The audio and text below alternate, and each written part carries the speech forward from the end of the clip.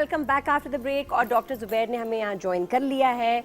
बड़े कमाल डॉक्टर, हम वेट लॉस पे अक्सर बातें करते हैं, आज के शो पे प्लीज़ वेट लॉस की बात नहीं करेंगे, स्ट्रिक्टली हम बात करेंगे अबाउट बैक इश्यूज, बैक के प्रॉब्लम। अस्सलाम वालेकुम, गुड मॉर्निंग, कैसे हैं? वालेकुम सलाम नादिया, ठीक ठाक, आई एम फाइन। आप बताइए। मैं आई एम फाइन डॉक्टर साहब। ऑल्सो बैक के इतने इश्यूज अब यंग लोगों में नज़र आने, मैं तो जिससे मिलती हूँ यार मेरा भी कमर का दर्द है, regardless of age, regardless of fitness level. अभी मेरी फ्रेंड के हस्बैंड है, बहुत फिट, बल्कि फेसबुक पे वीडियोस लगाना, जिम, बॉडी ज़बरदस्त, अभी बेड रिडन है, जिम में ऐसे वेट्स उठा रहे, पता नहीं क्या हुआ, आज दूसरा महीना शुरू हो गया, वो कह रही है वॉक नहीं कर सकती। देखिए, पहले तो ये समझ लें कि बैकएक जो है सर दर्द के बाद दूसरी कॉमन कंप्लेंट है इंसान की। सबसे ज़्यादा सर दर्द होता है इंसान को, नंबर 2 पे बैकएक होता है, इसके बाद बाकी चीज़ें जो होती हैं बाद में आती हैं। और बैकएक की वजह ये समझ लें, एक बहुत जनरल सी चीज़, जो चौपाए होते हैं, 4 पाँव वाले जानवर जो हैं, उनको बैकएक नहीं होता कभी, क्योंकि उनकी मैकेनिक्स ऐसी होती हैं कि कमर पे स्ट्रेस बिल्कुल नहीं आता। डॉक्टर साहब, वो कौन सा हमें बता सकते हैं 4 पैरों पे चलने वाले कि मेरी कमर में दर्द है, वो पड़ गई? वो साइंस अभी सब कुछ पता कर लेती है, जो 2000 साल पहले, 5 लाख साल वो पता कर लेती है जब क्या होता था कि, तो ये क्या बात। उसकी वजह ये है कि उनकी कमर जो है वो पैरेलल होती है जमीन के, और 4 पाए पे खड़ी हुई है, तो वेट डिस्ट्रीब्यूट हो गया। कोई स्ट्रेस बैक पे जीरो स्ट्रेस है। जबरदस्त। इंसान जब मैं भी ये करूं, आप चाह रहे हैं वो मैं ऐसे घर में चलूं, इंसान जब खड़ा होता है तो स्पाइन स्ट्रेट आती है, जहाँ लंबर का हिस्सा है ना, जहाँ लंबर स्पाइन खत्म होती है, वहां से स्पाइन थोड़ी ऐसे टेढ़ी होनी शुरू हो जाती है, एंगल आ जाता है। वो जमीन के जो मोहरे पैरेलल चलते हैं ना एक दूसरे पे, एक एंगल आ जाता है, यहाँ पे वीकनेस होती है, इसकी वजह से इंसानों को प्रॉब्लम होती है। और बैकएक आप देखें, मुख्तलिफ इसकी वजूहात हैं, जो सब कॉमन वजूहात है उसको डिस्कस करेंगे, लेकिन ये हो सकता है कि कोई पैदाइशी डिफेक्ट हो कमर में, जो होते हैं कुछ लोगों को, कोई बीमारी हो गई हो, कोई चोट लग गई हो, कोई इन्फेक्शन हो गई हो, इन चीज़ों से भी बैकएक हो सकता है। लेकिन जो इस बैकएक का आमतौर पर लोग जिक्र करते हैं वो एक मैकेनिकल और फिजिकल प्रॉब्लम है, और ये आता जाता रहता है। अक्सर मैं मरीजों को बताता हूँ, जब आते हैं बैकएक वाले, मैं कहता हूँ देखिए ये मलेरिया या टाइफाइड नहीं है जो दवाई से चला जाएगा। सही। ये जो हम आपको दवाई दे रहे हैं ये वक्ती है, ये दर्द कम करती है। ये बैकएक एक्चुअली खुद ब खुद जाता है, टाइम के साथ आता जाता रहता है, ये सेल्फ हीलिंग एक तरह की चीज़ होती है। लेकिन जो चीज़ें हम जैसे फिजियोथेरेपी करवाते हैं अक्सर, वो थोड़ा सा रिकवरी को स्पीड अप कर देती है, और कुछ नहीं। फिजियोथेरेपी इलाज नहीं है। मुझे लगता है कि अभी भी पाकिस्तान में या वैसे भी all over, specially in Pakistan, back pain का इलाज या डायग्नोसिस नहीं समझ आता। MRI कराया, रिपोर्ट लेके डॉक्टर साहब ने देखा हाँ इशू है, सारा है, बस अब आप मैनेज करें। MRI में बहुत कम कराता हूँ, इसलिए कि एक तो महंगा टेस्ट है, दूसरा अक्सर मरीज आते हैं मेरे पास कहीं और से करा के, वो कहते हैं जी MRI, कभी 2 MRI कराए, तो मैं पूछता है MRI कराने के बाद तुम्हारी ट्रीटमेंट में कोई फर्क हुआ? कोई ट्रीटमेंट? कहते नहीं, चेंज नहीं की। तो मैंने कहा MRI को देखने के लिए कि मसला क्या अंदर? नहीं, मसला वैसे ही पता चल जाता है आमतौर पे। MRI की कुछ केसेस में जरूरत होती है, एक अगर आप सर्जरी करना चाह रहे हैं तो MRI की जरूरत देखने के लिए कि किस लेवल पे सर्जरी करनी है। अच्छा, वरना नहीं। नहीं देखिए, आपको क्लिनिकल डायग्नोसिस जो है, अगर किसी की मिसाल के तौर पे कमर से टांग में दर्द जा रहा है, पाँव सुन्न हो रहा है, जिसको साइटिका कहते हैं, इसका मतलब है नस दब रही है। और ये भी आइडिया होता है कि नस, ज्यादातर 80-90% आइडिया होता है किस लेवल पे नस दब रही है। ये तो भी आंख में चला गया, अक्सर लोग क्या चला गया, आंख में क्या बन कुछ। अच्छा खैर अच्छा अक्सर लोग जो है वो डॉक्टर, बंदा 50 का है, 60 का है, 65 का है, उसका भी MRI करा लेते हैं। अब इस एज में MRI कराने का, जिस आदमी को 5 साल से दर्द चल रहा है, MRI करा लेते हैं। उसके हमारे ऐसे मरीज के MRI की रिपोर्ट बगैर MRI देखे मैं लिख सकता हूँ 5 से 10% से ज्यादा फर्क नहीं होगा एक्चुअल MRI तो में सब भी। इलाज है क्या? हर्निएटेड डिस्क समझ लें, स्लिप डिस्क हो वही- जाए, वही- ये वही। क्या इलाज है? देखिए उसकी एक तो मैंने वजह बताई ना कि ये हर्निएटेड डिस्क स्लिप डिस्क क्यों होती है। ये आपके जो मोहरे होते हैं, हर मोहरे दूसरे मोहरे के ऊपर खड़ा होता है, बीच में एक डिस्क होती है। सही। डिस्क एक छोटी सी बॉल समझ लें, छोटी गोलियां नहीं होती, एक गोली होती है जिसके चारों तरफ पर्दा लगा, उस टाइट से पर्दे में होती है वो। अच्छा, ये जो है ये प्रेशर के लिए होती है, फोर्स के लिए, जो वर्टिब्रा एक दूसरे के ऊपर मूव करते हैं, फोर्स आती है, उनको मैनेज करने के लिए होते हैं। अच्छा, कभी किसी वक्त खासकर जब आप झुक रहे होते हैं उस वक्त आपकी कमर सबसे कमजोर हालत में होती है। When you are bending and specially lifting while bending, सबसे कम उस हालत में प्रेशर इतना जनरेट होता है डिस्क के ऊपर कि डिस्क जो है वो पर्दे जो होते हैं उसके चारों तरफ, जिसने उसको पर्दे में रख, वो पर्दा फट जाता है, डिस्क बाहर निकल जाती है। उसके पास से नर्व्स जा रही है, वो नर्व को इरिटेट करती है, बिल्कुल ऐसे जैसे कोई टेलीफोन का तार नंगा हो जाए, उसको कोई छेड़े तो खड़खड़ करेगा। बिल्कुल ऐसा। और जब स्पैज़म होता है ना डॉक्टर साहब, लगता है किसी ने 440 वॉट का तो करंट कमर पे लगा दिया। You feel unbearable pain for a few seconds और आपको पता है अब आप गए, तो ये आप 2 हफ्ते छुट्टी पे। हाँ। डॉक्टर साहब कॉलर भी मैं चाह रही हूँ आपसे, डिफरेंट मसले हैं, अभी तो हम 1-2 चीज़ों पे बात कर रहे हैं, आपके और भी मसले होंगे। डोंट वरी, लाइव कॉल करें या मुझे मैसेज करें राइट हियर, मैं अब इससे ज़्यादा क्या सहूलत दूँ आपको। हाँ जी, अस्सलाम वालेकुम। Good morning. नादिया कैसी हैं आप? मैं भी नादिया ही बात कर रही हूँ। अरे Good तुम morning। इतना प्यार, तुम्हारा नाम किसने रखा? जी किसी रखने वाले ने रख दिया था, जैसा कि किसी ने आपका रखा था।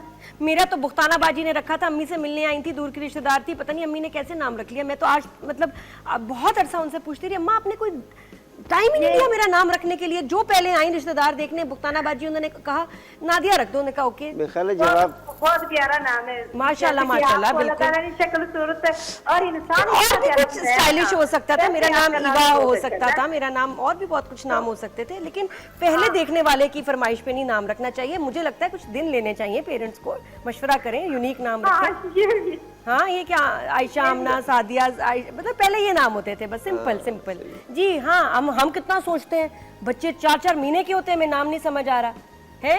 हाँ बोलो नादिया, क्या मसला है? और मैं ये पूछना चाहती हूँ डॉक्टर साहब से कि इसका जो है ना परमानेंट हल क्या है? कमर दर्द का हर कोई कहता है कमर दर्द। यार मैं भी कब से मैं नादिया खुद कब से पूछ रही हूँ, आप हमें ये ना बताइए क्यों होता है। तो आपने आप पूछा समझ रहे क्यों हैं ना, होता है, वक्त का इसलिए मुकाबला सकते हैं। डॉक्टर साहब फरमाइश, बिल्कुल नादिया शुक्र है तुमने वही बात की जो मैं भी डॉक्टर साहब से कर रही हूँ, मेरी बात नहीं मान रहे। हमें है मसला, क्यों हुआ, क्या हुआ, छोड़ें। आपने सवाल पूछा क्यों होता है तो यही ना डॉक्टर साहब छोड़ दें, अब अच्छा, हो गया देखिए। तो हो गया। हल क्या है वो कोई नहीं हमें बता रहा। इसको हल बताएं। हाँ थैंक यू नादिया। एक तो ये है, स्मार्ट। आपने अपने नाम का कहा। 70s में एक बहुत सुपर किस्म की जिमनास्ट थी, ओलंपिक्स में आई थी, नादिया कमेनिच, रोमानिया की। जी जी। उसके बाद से नादिया नाम पॉपुलर नहीं, हुआ अब्बा है। को भी इसीलिए पसंद आया। अम्मी ने कहा वो ये कह रही हैं, अब्बा ने कहा हाँ ये तो बड़ा हाँ, अच्छा। वो अब्बा बहुत बड़े सुपर- इम्प्रेस थे सब लोग उससे, उन सुपर टाइम पे। किस्म की जिमनास्ट जी, थी बस वो भी एक Anyway, मसला था। तो अच्छा देखें हल क्या है। Inspiration थी। पहले तो ये समझ लें, लोग बहुत मुश्किल से समझते हैं कि ये बीमारी नहीं है, ये एक मैकेनिकल और फिजिकल प्रॉब्लम है, तो इसका इलाज भी मैकेनिकल और फिजिकल होगा। हम उस कमर के दर्द का जिक्र कर रहे हैं जो मैंने कहा ना, जो आमतौर पे होता है, ये किसी बीमारी से कमर का दर्द हो उसका जिक्र नहीं हो रहा है। ठीक है ना, एक तंदुरुस्त आदमी को वजन उठाया, गिर गए, फिसल गए, सोफे को धक्का दिया, कमर में दर्द हो गया, उसका जिक्र कर रहे हैं। देखें, सबसे पहले तो ये, चूंकि ये कोई बीमारी नहीं है तो इसका एज सच इलाज नहीं है।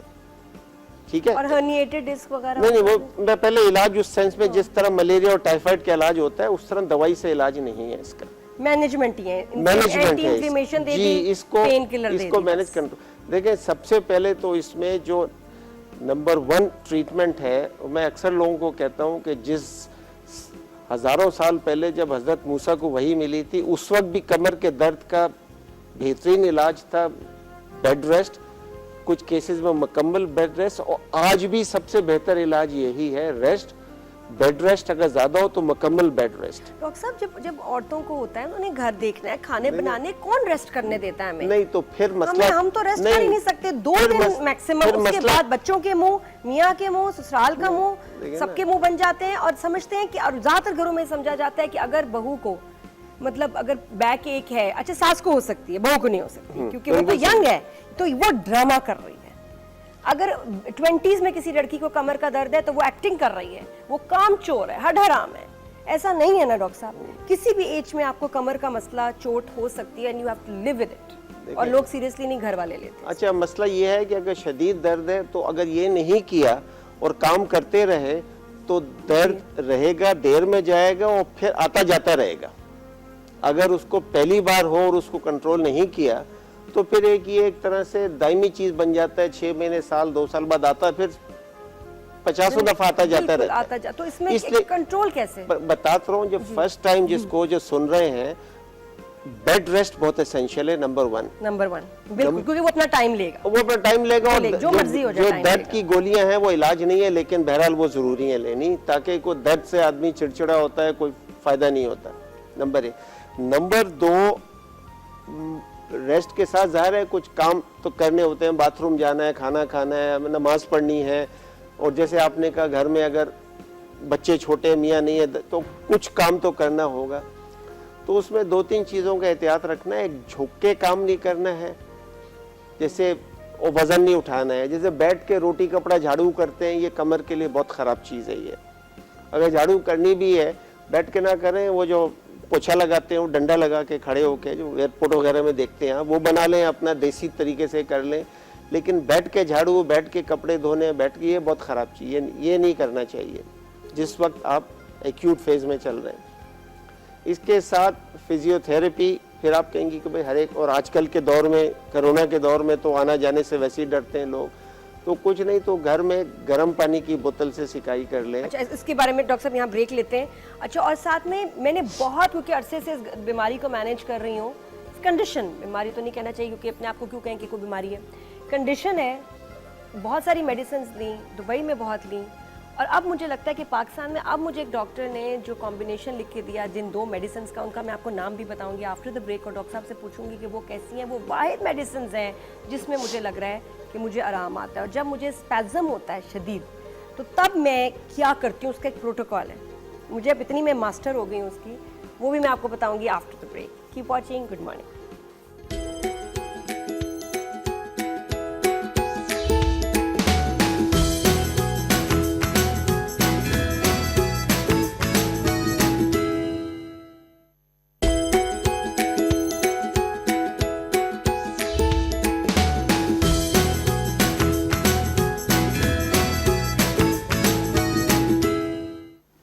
Welcome back after the break. और बैक से याद आया, वेलकम बैक तो है, लेकिन जो हमारी बैक का दर्द है वो कितना मुश्किल है।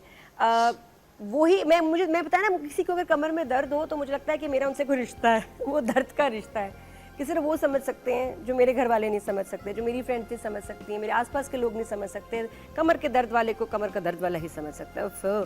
तो अब डॉक्टर जुबैर आए हुए, इनको मैं बताऊंगी कि मैं, और आपको भी बताऊंगी कि मैं अब इसको कैसे मैनेज करती हूँ। एक बात तो ये बड़े कमाल, दुबई में मैं बहुत दफ़ा इमरजेंसीज गई हूँ, मुझे ड्रिप लगाएंगे, आज तक मेरा कभी कोई अच्छा इलाज नहीं हुआ दुबई में। वर्स मैनेजमेंट जो ये मेरी वहाँ हुई है, और वर्स बिल मेरा एक दिन का 3-3 हज़ार दिरहम। क्या किया, ड्रिप लगाई थी, हैं? ड्रिप लगा ली मुझसे तुमने, 1.5 लाख ले लिया, और घर उसी पेन के साथ में वापस आती थी। पाकिस्तान में आके माशाल्लाह माशाल्लाह मुझे बेहतरीन केयर मिली, ये मैं आपको बताऊं। MRI कराना यहाँ आसान, सस्ता। मैं वहाँ MRI करते पहले बंदा सोचता है 3 महीने, 2-2.5 हज़ार यार मैं इतना महंगा, बिल्कुल, और उससे बेहतर मशीन मुझे यहाँ मिली माशाल्लाह। खैर एनीवेज, मैं आपको अपना प्रोटोकॉल बताऊं। जब स्पैज़म होता है, मुझे लगता है कि ऑर्थोपीडिक डॉक्टर तो आपको एक दफ़ा देख लेगा जो भी, लेकिन इसमें आपकी लाइफ में एक अच्छा फिजियोथेरेपिस्ट होना मस्ट है। डॉक्टर मुंतज़िर को मैंने यहाँ दिखाया अपनी बड़ी सीवियर स्टेज में, आप भी उनसे जा सकते हैं। I would highly recommend, is a good doctor जो आपकी पेन को समझते हैं। और उन्होंने मुझे ऐसे ऐसे पॉइंट्स बताए जहाँ से पेन निकल रही थी जो मुझे पता भी नहीं था, अरे यहाँ, और चीखें नहीं निकाल देते और आपकी हड्डियाँ सेट करना, ये वो सारा ही इज़ अमेजिंग। एनीवेज, जब ये चीज़ शुरू होती है, वॉरन का इंजेक्शन फॉर पेन मुझे कुछ दिन लगाया जाता है, मैं हैरान थी डॉक्टर साहब, मैं जब दुबई जाती वही मैं पता ना मेरा 1.5 लाख का एक दिन का बिल बनता है और मैं आराम नहीं आता। यहाँ मैं फिजियोथेरेपिस्ट के पास गई और मेरा बिल बना 900 रुपये, जिसमें 2 इंजेक्शन मुझे लगे, जिसमें मेरी फुल फिजियोथेरेपी आई। मेरे आंखों से आंसू आ गए, मैं निकल रही, मैंने कहा यार मेरे मुल्क में कितनी प्यारी चीज़ें हैं माशाल्लाह। मैं 900 रुपये में फारिग होके आ गई बिल्कुल, और I was feeling better with care. बहुत अच्छा उन्होंने देखा। अच्छा क्या है इसमें न्यूरोबियोन के इंजेक्शन कुछ अरसा लगते हैं। पेन जब मुझे होती है तो मैं 2 दवाइयों का कॉम्बिनेशन है, ड्यूराजेसिक फोर्ट और एक एयरटेल, जो मुझे बहुत आराम देती हैं। और मैंने ब्रूफन चीज़ें सब खाई, मुझे आराम नहीं आया। डॉक्टर साहब इन 2 दवाइयों में क्या है? कुछ नहीं, ये कैसे सूट की? इन 2 दवाइयों में कुछ नहीं है। ये हर एक इंसान को जो कहते हैं ना कि रास आने वाली बात जी है। जी। जैसे एक हलवाई की दुकान पे जाए, 28 मिठाइयाँ रखी हैं शेल्फ पे, किसी को कुछ पसंद है, किसी को कुछ पसंद, सारी मीठी हैं, सारी मज़ा देती हैं। दर्द की दवाइयों में कोई दवाई एक दूसरे से जिसको कहना बिल्कुल सुपीरियर नहीं है। 20-25 है सालों से आ रही हैं, सब बहुत पुरानी जो आई थी ब्रूफन एंडोसिड आती थी, सालों वो रही, वो अभी भी इस्तेमाल होती है। अच्छा उसके बाद फिर फिजियो में जो मेरा सेशन होता है, जिसमें पहले अच्छा इन्होंने मुझे डॉक्टर ने बताया आपने कोल्ड कंप्रेस करना है। हम नॉर्मली क्या करते हैं, कमर का दर्द है हीट रखो, हीट पैड रख लो, मैं यही करती आ रही थी। मुझे अभी पता चला कि जब आपको स्पैज़म होता है तो अंदर इन्फ्लेमेशन है, तो उसको हीट क्यों देंगे, उसको तो चाहिए आइस। फिर मैंने आइस पैक मंगवाए, घर में भी रखती हूँ कि जब कमर की दर्द होती है हीट नहीं, मैं आइस पैक रखती हूँ। अक्ल की बात है डॉक्टर साहब, मुझे खुद ये बात दिल पे लगी। नहीं, हर एक में नहीं, आपको सूट करता है। हम तो मरीज को बता देते हैं कि दोनों ट्राई कर लो, जो तुम्हें सूट करे उसको कंटिन्यू करो। अच्छा फिजियोथेरेपिस्ट मुझे पहले आइस लगाते हैं, टेंस मशीन से, फिर एक ट्रीटमेंट होती है टेंस मशीन की, फिर वो जो आपको रेड लैंप से मसाज, फिर उसके बाद फिक्स करना जो भी, और आखिर में हीट पैड फॉर 10 मिनट्स। देखें हीट से ये होता है ब्लड फ्लो बढ़ता है, मसल जो है वो सॉफ्ट हो जाते हैं, फ्लेक्सिबल हो जाते हैं, एक्सरसाइज आसान हो जाती है। जब ब्लड फ्लो बढ़ता है तो जो पेन प्रोड्यूसिंग केमिकल्स पड़े होते हैं वहाँ पे मसल में, वो वॉश आउट हो जाते हैं। हीट बेसिकली ये चीज़ें करती है। लेकिन आप भी ट्राई करके देखिए कि अगर आपको कमर का दर्द है तो आप दोनों ट्राई करें, जो आपको सूट। मैं तो हमेशा कह देता हूँ जो आपको सूट करे। और अक्सर मैं जिसको सीवियर, सुनने की बात है ना, सोचने की बात है कि अगर इन्फ्लेमेशन है अंदर तो हम हीट क्यों लेंगे? पहले ही वो तो आग लगी हुई अंदर, फिर हम हीट क्यों ले रहे हैं कमर की? नहीं, जरूरी नहीं है कि इन्फ्लेमेशन ही हो। अच्छा अगर नहीं है तो, जब नहीं है तो, लेकिन ये है कि ये मरीज को बता दिया जाए कि भाई आप दोनों ट्राई कर लो, वो मसला नहीं खुद। और शुरू जब एक्यूट फेज होता है, मैं कभी फिजियोथेरेपी में नहीं भेजता, इसलिए कि आने जाने में तकलीफ बढ़ती है मरीज की। मैं कहता हूँ भाई पहले 2-4 दिन या तो घर पे बुला लो, नहीं बुला सकते, अफोर्ड कर सकते, घर पे खुद करो, और जब थोड़ा इम्प्रूव हो जाए फिर फिजियोथेरेपी। क्योंकि कुछ इत्तेफाक से ऐसा, कुछ फिजियोथेरेपिस्ट मरीज को इम्प्रेस करने के लिए कि मैं बहुत जल्दी सही कर देता हूँ, एक्सरसाइज भी दबा के कराते हैं सबको। मरीज 3 दिन में आके डॉक्टर साहब मैं तो बेड़ा गर्क और ज्यादा खराब हो गया। अच्छा। तो मैं कहता हूँ भाई कुछ दिन अभी घर में रहो, जब बेहतर हो जाओ फिर जाना। ये एक इंटेलिजेंट फिजियोथेरेपिस्ट बहुत जरूरी है, जो मरीज को ये ना करे कि जी मैं 2 दिन में सही कर दूंगा। नहीं नहीं नहीं, नहीं। उसको मरीज को कंडीशन समझते हुए, उसको जब मरीज फिजियोथेरेपी करके निकले तो ये ना कहे जैसा मैं आया था उससे तो मजीद खराब होके निकल रहा हूँ। जी, और डॉक्टर साहब इतना आप में हो जाए कि आप वॉशरूम तक जा सकें। एग्जैक्टली यही है। जब फर्स्ट या सेकंड डे मैंने फिजियो कराया है, मुझे फायदा हुआ क्योंकि मेरा फिजियोथेरेपिस्ट अच्छा है। और अच्छा कॉल भी लेके आपसे बात करेंगे। अस्सलाम वालेकुम, गुड मॉर्निंग। और लेकिन एक और चीज जो कि बैक पेन में बड़ी हेल्प करती है वो मैं बताऊंगी आपको। जी तैयबा, कैसी हो, तुम्हारी कमर कैसी है? अल्हम्दुलिल्लाह मेरी तो परफेक्ट है। मुझे अपनी मदर के बारे में डॉक्टर साहब से क्वेश्चन करना है। जी प्लीज, मोस्ट वेलकम, पूछें। अस्सलाम वालेकुम डॉक्टर साहब। जी जी, वालेकुम अच्छा सलाम। डॉक्टर साहब, मेरा पहला पूरा मसला सुन लेना। मेरी मदर है, उनकी एज है 59 ईयर्स, ठीक है? जी जी। और वेट उनका है 63 kg। जी जी। मतलब she is a gym person माशाल्लाह। लेकिन मैं आपको सिर्फ ये बताऊं कि जब वो रात को बेड पे लेटती है और जब सुबह फजर की नमाज के लिए उठती है तो उस वक्त उनकी कमर में सिर्फ बहुत शदीद दर्द होता है, तो वो बैठ के नमाज पढ़ती है। उसके बाद वो सारा दिन ठीक रहती है। और फिर अगर आपने कहा ना कि अगर कमर में दर्द तो रेस्ट कर ले, जिस दिन अगर वो मतलब 6-7 घंटे बेड पे सोई रहे फिर उनकी कमर में शदीद दर्द होता है। तो डॉक्टर साहब जरा काइंडली आप ये बता दें कि जब मतलब फजर के वक्त जब उठती है तो बहुत दर्द होगा, बाकी सारा दिन वो नॉर्मल रहती है, तो अल्हम्दुलिल्लाह कुछ नहीं होता। जिम आजकल तो कोरोना की वजह से जिम नहीं जा रही, वरना अल्हम्दुलिल्लाह ट्रेडमिल करती है, सब कुछ करती है। बहुत स्लिम स्मार्ट या मतलब देखने में अगर आप उन्हें कहेंगे तो 40 की वो लगती हैं। तो जब मैं फोन बंद करूं तो काइंडली आप मुझे बताइएगा, ठीक है? अच्छा, एक तो ये कि जो रेस्ट जो कहा था वो इस किस्म के लिए दर्द के लिए नहीं कहा था जो महीनों और सालों रहता है। रेस्ट बताया था जब किसी को एक्यूट पेन होता है, नॉर्मल आदमी औरत है को वज़न उठाया, गिर गए, झुक के काम किया और शदीद दर्द हुआ, उस वक्त रेस्ट ज़रूरी होता है। जिनको डेली चल रहा है दर्द उनके लिए रेस्ट को मायने नहीं रखता। नंबर 2, इनको रात को सोने के बाद उठती हैं तो दर्द होता है, तो सबसे पहले इनके बिस्तर पे गौर करें। बिस्तर पे झोल नहीं होना चाहिए, बेड पे बिल्कुल ज़मीन जैसा टाइट नहीं होना चाहिए, लेकिन झोल ना हो। मैट्रेस अच्छा हो, नहीं तो कई दफ़ा पुराने ज़माने में जब मैट्रेस वगैरह नहीं होते थे, हम मरीज़ों को एडवाइस करते थे कि जब निवाड़ के और उसके बांध के पलंग होते थे ना, तो उनको कहते थे, अभी भी लोगों के घर में कई के ज़रा मुतवस्सित तबके के घर में ये होते हैं, उनको कहते थे कि नीचे फट्टे रख लें, उसके नीचे वो जो रज़ाई होती है उसके नीचे। एक सबसे ज़्यादा ख़राबी जो होती है, बेड अगर सही ना हो तो उसमें होती है। नंबर 2, अगर मसल टोन नहीं हुए हुए, मसल वीक है, उससे बैकएक हो सकता है। तीसरा, वो इस एज में है जिस एज में ऑस्टियोपोरोसिस शुरू हो, जिसको भुरभुरी हड्डी कहते हैं। वो जब औरतों में पीरियड बंद होते हैं उसके बाद से खासे औरतों में इसको बोन डिजेनरेशन कहेंगे, ऑस्टियोपोरोसिस, भुरभुरी हड्डी, उसमें जो है एक छोटी सी मिसाल समझें कि किस तरह हड्डी कमज़ोर हो जाती है। जैसे ईंटें बनती हैं, 1 बोरी सीमेंट और 6 बोरी रेत की ईंटें बनती हैं। अगर आप 1 बोरी सीमेंट और 12 बोरी रेत की ईंटें बनाएं तो कमज़ोर होंगी। तो एक नॉर्मल औरत की जब तक पीरियड है, समझे 1 और 6 की ईंटें बनी हुई हैं, जिसकी हड्डियां भुरभुरी हो जाती हैं, वो कमज़ोर हो जाती हैं, उसमें रेत ज़्यादा होती है, सीमेंट कम होती है। You get the point?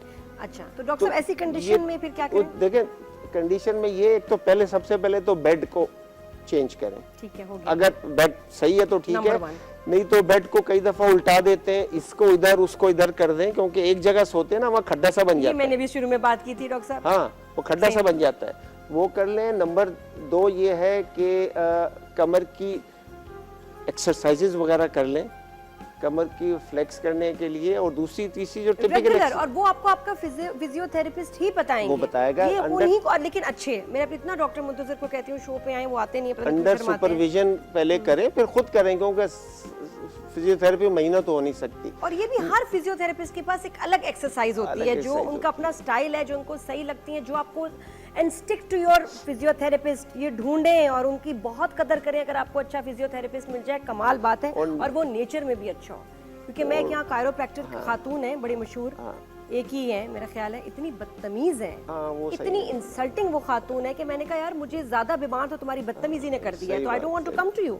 जो डॉक्टर आपसे बदतमीजी करे, आपकी पेन को अंडरस्टैंड ना करे, चाहे वो कितना बड़ी यूनिवर्सिटी से पढ़ के आया, आप उसको बिल्कुल रिजेक्ट कर दीजिए। मैं आपको बता रही हूँ, बिल्कुल उसका आराम इस काबिल नहीं है, क्योंकि वो आपके बॉडी को तो आराम शायद दे, आपके दिमाग को खराब कर देता है। तो वो डॉक्टर की तो मेरी बड़ी अच्छा। एक और डॉक्टर साहब, मतलब ये कंप्लीट कर लो। तीसरी चीज, वो जो भुरभुरी, नहीं 2 बता दिए ना, एक्सरसाइज भुरभुरी हड्डी के लिए चेक करा लें, और उसकी दवा होती है वो शुरू कर दें, और कैल्शियम और विटामिन डी जरूर लेती रहें। ये औरतों को तो जवानी से, बल्कि हमारे यहाँ विटामिन डी जो है तकरीबन 90% लोगों में कम होता है, तो रूटीनली लें। इसका टेस्ट 3500 का महंगा है, इसकी दवाई बहुत सस्ती है, तो ये वैसे ही ले, हर एक ले लिया करे। जी डॉक्टर साहब, क्वेश्चन पूछा इसने कि जी विटामिन्स इसमें क्या लें, ये पूछा है मेरीन ने। मेरीन मैंने अभी बोल दिया ना, इसमें सबसे ज्यादा जरूरी तो 2 है, विटामिन डी। और विटामिन डी की अक्सर लोग 600 यूनिट 800 यूनिट, वो ये चिड़िया की डोज है, ये 2000 नहीं, अभी जो मैं 10,000 लेता हूँ रोज 10,000। उससे बंदा फटना चाहे इससे? नहीं, विटामिन डी देखे, आजकल कोरोना का जिक्र है, इम्यूनिटी में विटामिन सी से ज्यादा अहमियत विटामिन डी की है। ये क्या ड्रॉप्स हैं, गोली है? वो तो एक वो आती है जेल वाली गोली, खा लेते हैं। तीनों चीजें, मैं तो वो जेल वाली गोली वो लेता हूँ, वो 10,000 की भी आती है, 5,000 की आती है, वो मैं 2 ले लेता हूँ।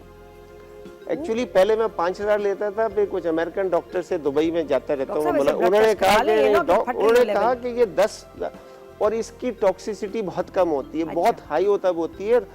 औरतों में एक दूसरा एक्स्ट्रा इसकी चीज है कि ये ब्रेस्ट कैंसर के खिलाफ प्रोटेक्शन समझा जाता है कितनी विटामिन। हमें लेनी चाहिए इसके यूनिट्स आपको? देखिए 5000 तो लेनी चाहिए। ओए, मैं तो और अभी पिछले 10,000 दिनों लेके आई, और तो 2000 की और वापस तो मैं करती हूँ। आप 2000 की दो ले लें। और दूसरी बात ये नींद में हेल्प करती है, तो ये रात को लेनी चाहिए। अच्छा, हाँ, it helps you to sleep. और डिफरेंट ब्रांड्स काम एक ही करते हैं? अब काम तो एक ही करते हैं। अगर जाली आपको बेस्ट ब्रांड इसमें कौन सा लगता है, प्लीज अगर आप रिकमेंड? अगर मैं तो इम्पोर्टेड लेता हूँ, अगर इजाजत तो बोलने की, तो मैं GNC से लेता हूँ ज्यादातर। उसमें आप उसकी विटामिन डी, विटामिन, या कभी बाहर से जब जाते हैं यूरोप अमेरिका बच्चे आते हैं तो वहां से लेते आते हैं। और यहाँ जो फार्मेसी में से बड़ी अच्छी रीजनेबल मिल जाती यहाँ है, मिल एक एक गोली, नाम नहीं ले लो, लेकिन बहुत सारी मिल जाती है, लेकिन इनकी डोज अच्छी होनी चाहिए। डोज अच्छी होनी चाहिए। जी, कॉलर से बात करेंगे। एक और चीज जो मैं अब इस्तेमाल करती हूँ फॉर माई बैक एक, प्लीज कमर के दर्द में मासी को या किसी को अपनी कमर की मसाज पे ना लगाएं। इतना शदीद डैमेज है, उससे 1000 गुना बेहतर आप टेंस मशीन घर में रख लें। एक टेंस मशीन आती है डॉक्टर साहब, मैं आजकल वो यूज कर रही हूँ। उसमें 3 प्रोग्राम्स हैं। ब्योरर की मैं यूज कर रही हूँ। उसमें एक है टेंस प्रोग्राम, जो पेन में, जब मुझे पेन होती है उसमें वो मैं यूज करती हूँ। फिर उसमें एक प्रोग्राम है EMS, ताकि आप अपनी बैक को स्ट्रॉन्ग करें, दर्द ना भी हो तब भी उन दिनों में लगाएं तो वो आपके बैक के मसल्स को स्ट्रॉन्ग करते हैं। और एक उसमें मसाज प्रोग्राम है, मुझे अच्छी लगी वो चीज, आप ट्राई कर सकते अच्छा, हैं। एक और चीज है, इसको कहते हैं, वो वाइब्रेटिंग मशीन होती है। वो जब जिनके टांग में पेन जा रहा होता है तो वो टांग से ऊपर तक वाइब्रेट करते हैं। उसका ये होता है, क्या नाम है उसका? उसको वाइब्रेटिंग मशीन कहते हैं, वो कमर के लिए आती है। उसका ये है कि आपके जो दर्द के सेंसेशन है, जो दर्द हो रहा है, वो कमर से जा रहा है दिमाग को, तो वो पेन सेंसेशन जा रहे हैं। जब आप मशीन लगाते हैं तो उसमें वाइब्रेशन के वो सेंसेशन भी जानी शुरू हो डॉक्टर साहब, जाती मुझे है। नाम बताइए बताता हूँ, नाम और पता। इतने ज्यादा जब जाने लगे, जैसे एक सड़क के ऊपर गाड़ियां जा रही हैं और बेताशा मोटरसाइकिलें आ जाएं तो गाड़ियों को रास्ता नहीं मिलेगा जाने। पेन सेंसेशन कम जाती है दिमाग तक, वाइब्रेशन वाले ज्यादा जाते हैं। डॉक्टर साहब की हर बात के साथ ना एक एग्जांपल होती है, और वो एग्जांपल जो उनकी होती है दुनिया की, कभी मिठाई, कभी गाड़ियाँ, कभी इनक्रेडिबल। ये फॉर एग्जाम्पल, आपके जब पेपर होता होगा स्कूल कॉलेज में, आप हर लाइन में लिखते होंगे ये for example, for example, for example, शुरू से याद, शुरू से इसलिए आप माशाल्लाह इतने कमाल बड़े डॉक्टर बने। तो ये तो डॉक्टर साहब कॉलर से बात करें। वाइब्रेटर कहते हैं बैक के लिए। मुझे रियल नाम बताइए। नहीं, नाम ही वाइब्रेटर है। वो छोटी सी होती है, वो मसाज मशीन है? नहीं, मसाज नहीं करती, उसको रखते हैं, ऐसे चलाते हैं, मसाज नहीं करते, वो भर भर भर ऐसे करती अच्छा, है। तो अब आप दुकान पे जाएं और प्लीज किसी से पूछें कि मुझे भर भर वाली मशीन हाँ, नहीं, वाइब्रेटर बताइएगा उसके डब्बे पे क्या लिखा है। बैक के लिए वाइब्रेटिंग मशीन दे देना। वो आते हैं, वो लगाते हैं, आवाज आती है बकायदा, भर भर भर। वो चले जी, भर भर मशीन, उसका नाम यही है, नाम ही यही है ना। ओके जी, मैं भर आज जाके पूछूंगी, अगर उसने मुझे नहीं दी भर तो भर आप मुझे में, फोन कीजिए, तो फिर मैं आपको फोन करूंगी, आपकी बात कराऊंगी। जी, आप वो डॉक्टर साहब कुछ कह रहे थे, आप ये YouTube पे लिंक उसको दिखा देना, भर भर वाली मशीन। Hello, good morning. ये देखें, चली गई। यही होता है फिर जब मैं डिले कर देती हूँ, सो सॉरी, इसलिए इंटरप्ट करना पड़ता है गेस्ट को। मसला क्या था, आप इनका मसला बता दो मुझे। हाँ, कमर में दर्द है इनका, और क्या पढ़ते टाइम गर्दन झुकाती हैं तो अच्छा, एक सेकंड, गर्दन झुकाती हैं, पढ़ती हैं तो उसके बाद बैक में दर्द होता है, क्या मतलब? इसका इनके सवाल में इलाज मौजूद है कि गर्दन ना झुकाएं।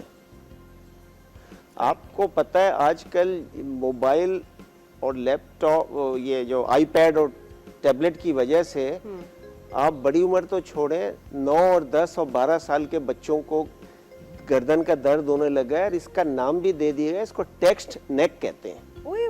टेक्स्ट नेक यानी जो एक 45 साल की औरत में जो कमर दर्द होता है, गर्दन में अक्सर हो जाता है, वो ये अब इतने टीनेज बच्चों में होने लगा है, 8 और 9 और 10 को, इसलिए कि वो घंटों इस तरह देखते हैं। तो उसके और डॉक्टर, हमारी कमरें तो बन गई है ना, तो मैं फोन को अभी भी देखूंगी तो ऐसे देखूंगी, बच्चे होंगे ना तो ऐसे देख। नहीं, अभी आप देखें, तरीका ये, किसी भी एज में एक्सक्यूज मी, सॉरी, 6 फुट दूर हूं आपसे। अच्छा शुक्र है नहीं, मैंने फौरन मेरा मास्क उठाया और ऐसे पता नहीं शो पे मुझे 2 छींके तो मस्ट आनी होती हैं। सही है। अच्छा, वो ये है कि एक तो मोबाइल जो है हमेशा ऐसे नहीं, मोबाइल यूं देखना चाहिए, और बेस्ट है अगर आपका हाई चेयर है तो उसके साथ टेक लगा के इस तरह मोबाइल और लैप, वो जो आईपैड वगैरह देखना हो, आईपैड वगैरह देखना हो तो लेट के देखें तो बेहतर है। या जिनको ज्यादा प्रॉब्लम हो रही है वो गर्दन में कॉलर लगा लें। फिर गर्दन को मजबूत करने के लिए एक्सरसाइज बहुत इंपॉर्टेंट है गर्दन की। जब मसल मजबूत रहेंगे तो गर्दन को सीधा रखते हैं वो। तो ये चंद इसकी प्रिवेंटिव इसकी वो है, ट्रीटमेंट है। इसका दवाई कुछ दिन दर्द है तो दवाई ले लें, वो इलाज नहीं है। वो इसको कमर के पट्टे, गर्दन के पट्टे मजबूत करें, नीचे ना झुकाएं। एक छोटी सी बात है, ये जो सर है, सर का वेट 10 पाउंड होता है जब गर्दन सीधी हाँ, होती है। सोचिए जरा। जैसे जब आप गर्दन झुकाएंगे 30 डिग्री, इसको वेट 30 पाउंड हो जाता है ओफो। ग्रेविटी की वजह से। ओह अच्छा अच्छा, ग्रेविटी की वजह, तो इसलिए पीछे जो मसल है वो खींच रहे हैं इसको, और नीचे जाने से उन पे एक्स्ट्रा प्रेशर लोड आता है। बच्चों के हंचबैक भी हो रहे हैं, डबल चिन भी निकल रही है, अच्छा, दर्द भी है। जो बड़े उम्र के लोग हैं, जवान एडल्ट हैं 30, 40, 50s में, उनके बड़ी अच्छी चीज़ है, गर्दन में जो दर्द होता है उसके लिए अजीब सा टोटका है। दोपहर को खाने के बाद अच्छा, एक 10 मिनट के लिए वो अच्छा, घर में मासी हो, चौकीदार हो, जो भी ड्राइवर मिल जाए, उससे जरा अच्छी तरह गर्दन और पट्टों के यहाँ तक 10 मिनट, इतना रिलैक्सिंग होता है हाय ये। हाय। दोपहर, पता नहीं, दोपहर के खाने के बाद ये खास इसमें टोटका है ये। दोपहर के खाने के बाद, दोपहर के खाने उसके के बाद बाद फिर एक निन्नू आएगी आपको 20 मिनट की, और वो निन्नू is a power nap which is awesome for you, और उससे ज्यादा ना सोएं। बहुत शुक्रिया डॉक्टर साहब। और ये जो आपके ब्लू ग्लव्स थे ना, हाँ, और इसके साथ जो वो पपेट्री वाला शो किया है ना आपने बड़ा मजा आया ना डॉक्टर साहब की। आपके जरा रिपीट में आप दोबारा देखिएगा। ये डॉक्टर साहब की अब सुनिए कम, और इनके हाथों की मूवमेंट देखिए, बड़ी क्यूट थी with the blue gloves. Thank you so much doctor साहब, Thank you, बहुत बहुत नादिया। शुक्रिया आपका।